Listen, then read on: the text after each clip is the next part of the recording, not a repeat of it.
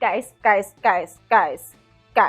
Okay, SOS, I'm calling a meeting. Sarah has just announced that she's giving us ACOTAR 6. Okay. Screaming freak out. Done. It's about time. Baby doll, it's about time you fed us. Because we've been dealing with Crescent City. Where has baby ACOTAR been? We need to talk about it. I have so many thoughts, so many theories, but we're gonna start out with these 10 questions and thoughts that I had knowing that we are getting ACOTAR 6. Well, maybe it's ACOTAR 6 through 8, maybe it's ACOTAR 6 and beyond, maybe it's ACOTAR 6D, 6 Arrow. Sarah, I've got questions on your handwriting, and this is also coming from a girlie whose handwriting is like, not the best. But either way, thank you, Mom. Thank you, Mother. Go ahead, get comfy. I have my Taylor Swift cardigan on because, you know, Sarah's the queen of Easter eggs, just like our Swiftie girl. Get your little beveragino of choice. And guys, we're gonna dive in.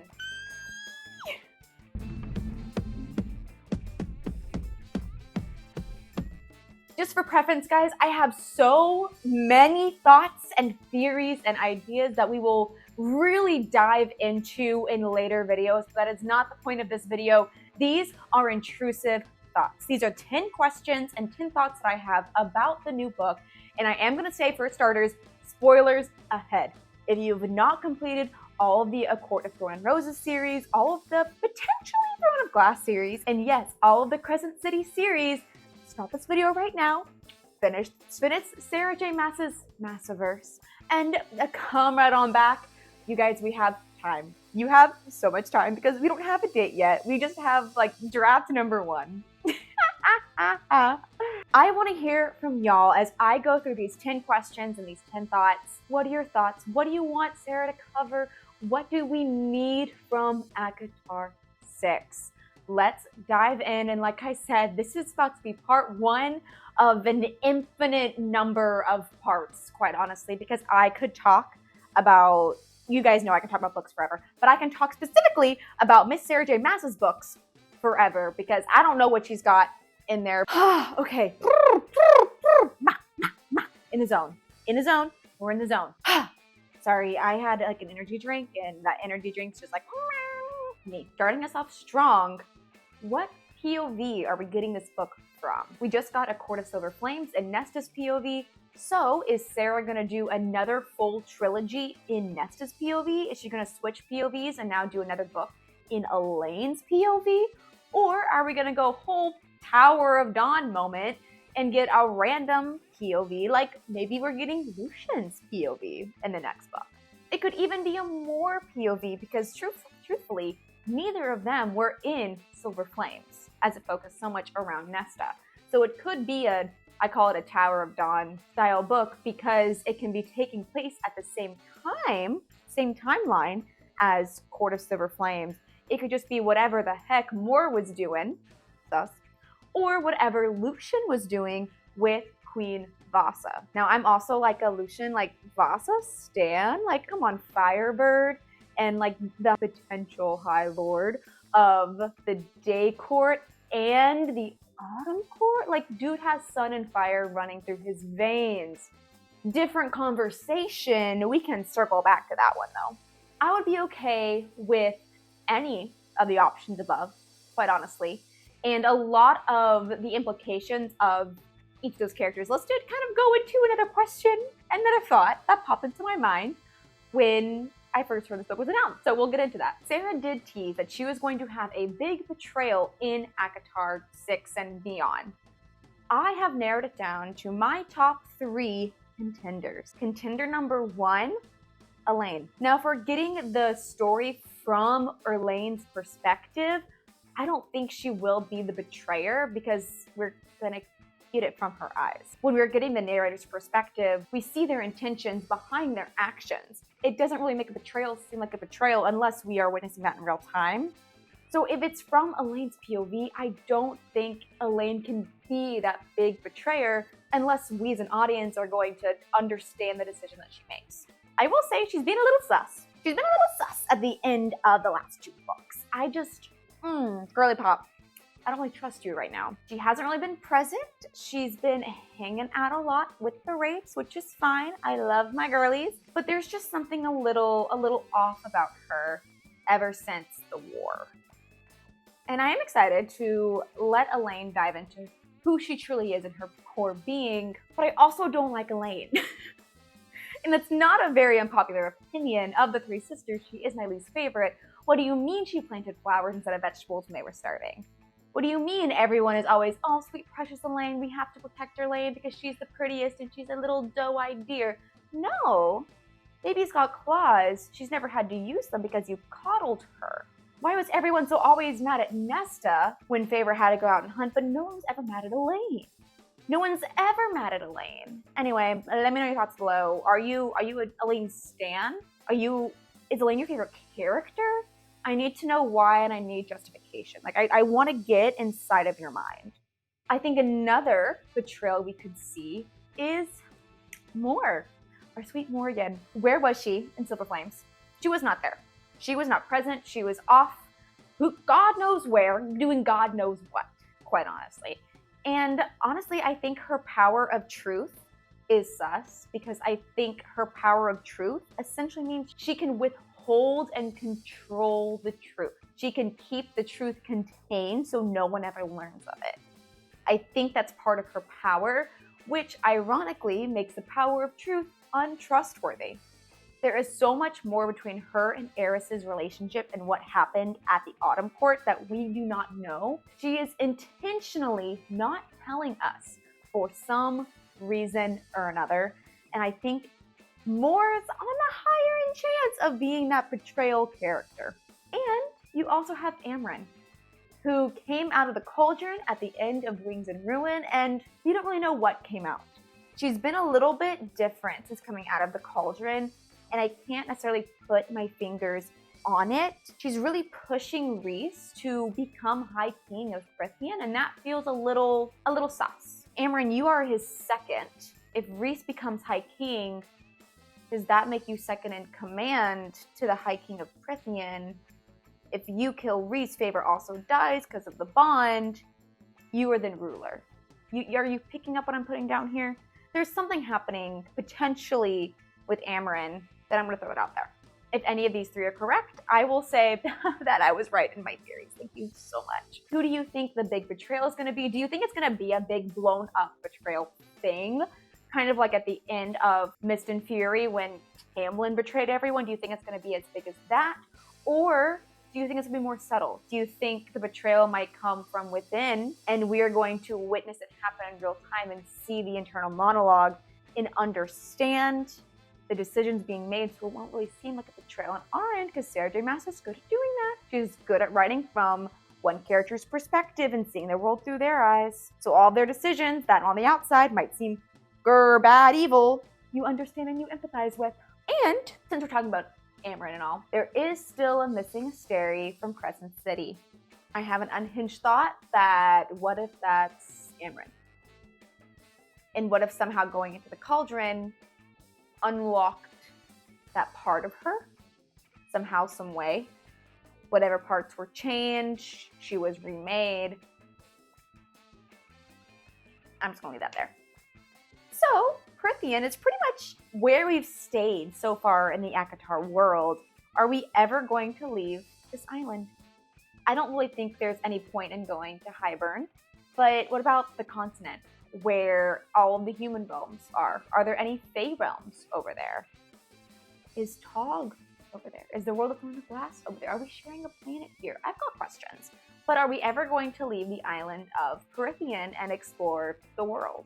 Further, are we going to explore different worlds? Because is Crescent City truly going to be the only one of Sarah J. Maas's book series that really dive into other worlds from a storytelling perspective? In Throne of Glass, yes, we ventured to other worlds, but we had a scene or two, a battle or two, and came right back. Crescent City had full days and experiences and character meets in other worlds and character interactions in other worlds. Are we going to get that in ACOTAR? Are we going to travel to other worlds in this ACOTAR book? Are we going to go to the Dusk Court? Are we gonna finally get the Dusk Court and try to figure out what's going on there, since that was established in Crescent City 3? Or is that just still gonna be the prison? Are we just gonna leave that be? Are we gonna try to figure out what's going on there? Further, different thought, different question. What's the timeline of this book? I mentioned that we could have a Tower of Dawn moment, or it's from a different perspective, but taking place at the same time as Silver Flames. And essentially, the pro of that would be none of Crescent City 3 has to come into play just quite yet. Because if it's taking place at the same time, then the world is the same and hasn't been changed by Rhys coming in and, jet setting her mom in there. Wild. Is this taking place during Crescent City 3? All of a sudden, Nesta and Az just peace out and they go deal with Rhys, and this story is going to revolve around other characters in the ACOTAR world. Feyre, Nyx, Elain, Lucien, Mor, Amren, Cassian. The options are endless, quite honestly. But are we going to, before, during, or after? Is it going to be after the effects of Crescent City 3, which is how, the Dusk Court comes into play? Is that going to be a major plot point? Are we just going to completely write off Crescent City 3? And is Sarah's going to be like, well, I tried something. Didn't work. Let's keep going. I love the idea of the Maasaverse. I wanted to keep going. Crescent City 3 just wasn't my favorite book. Is that a hot take? I don't know. Let me know in the comments below what your hot take is. And circling back to, is this going to be Elain's story? We've hinted so much at an Elain and Azriel romance, or an Azriel Gwyn romance, Elain Lucien. It feels like every single book there's a new potential love interest for Elain. I'm kind of over it, if I'm quite honest. I want there to be a decision made. I don't want it to be Azriel. I think Azriel and Elain, hot take, is lazy writing. And Sarah J. Maas, you are a better writer than that. However, you can give the people what they want. You can give us a threesome. Why do you have to choose? You don't have to choose. But at the end of the day, if she's just going to have one partner, there's multiple routes to go down. I have two ideal scenarios that I'm going to run by you guys real quick because we have time and I make the decisions here. Elain and Az is a no-go. I would rather see Az and Gwyn. I think Az and Gwyn would be a very, very beautiful couple. He did save her. It kind of comes full circle a little bit. Elain and Lucien, it's a mated pair. It's a mated bond. I would love for Sarah to explore the idea of rejecting a mating bond because we haven't seen that done in her books before. We've just seen mating bonds be like, this is it, but you can reject a mating bond. I love baby Lucien. I am a Lucien stan, and I think he deserves better than Elain. Once again, is that a hot take? You guys let me know. But Lucien can go find his love with Vasa, as I said earlier in this video, and that leaves Elain single. Single for who? Tamlin's right there. Tamlin, the High Lord of Spring. Elain, who loves flowers more than anything else. What if Rhys pulled a Maeve, faked a mating bond between Lucien and Elain to prevent the real mating bond from being known, which was Tamlin and Elain, because that would have wrecked Feyre. We've seen Rhys do worse in order to protect Feyre throughout these books. I wouldn't put it past him. There's a couple of, key evidences here that help propel this theory, if you will. Stay with me here. There's a moment in Wings and Ruin where Elain is sitting in the study. Lucien comes in. He's trying to pull on the string, and Elain says, "I can hear your heartbeat through stone," which is weird. I think the subtext there is through the stone walls, maybe? But who has a stone heart is Tampon. That was established in book 1. So I wonder if that was a red herring and it's Tamlin. Anyway, you guys see where my mind's at. It just rabbit holes, and I could continue on this theory all day.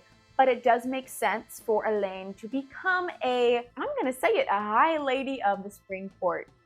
Now, I've seen other theories where maybe Tam dies and Elain assumes power, and she assumes the power of the Spring Court. Because again, she is Spring. I'm sorry, she is Spring. My long-winded way of saying this love triangle, I've already solved it for you, Sarah, but I am excited to see where you take these characters in the next book. I'm just sprinkling some ideas. Respectfully, who the fuck is Koschei? What's his endgame? What's his deal? It's giving Swan Lake, but the evil dude in Swan Lake, I should know his name, but it's escaping me right now. The evil dude from Swan Lake. And to me, the villain just feels very thrown in. I don't feel like he's that serious right now. And I just don't know what his game is, so I guess that's something to look forward to. I don't really have a theory at the moment. Apparently, he is related to the Bone Carver and the Weaver, and I learned that recently. So that's something I missed in my first read. It went, no, I don't know what his deal is. So I guess we'll learn that together. If you guys have any theories about this man, he does not really take up any headspace in my mind, if I'm being quite honest. So please let me know your theories in the comments below, because I am at a loss. I will leave you guys with this last thought. Rhys as High King Gwyn. That is what I'm waiting on. I am waiting for our Rhysy baby and our favorite darling to be High King and High Queen of Prythian. And I'm waiting more so for their perspective, where they know that they're 100% in the right for this, because you know it's going to be full of some hot takes and full of politics, and I'm going to eat that drama up. Okay, that was an absolute mouthful, you guys, and that was just the tip of the iceberg, quite literally. There are so many other thoughts and theories and questions that I have going into these books, and trust me, we're going to deep dive into so many of these points later. I am still building out that content for you guys because I am doing my review of the books right now, and I just had to get all of this off my chest.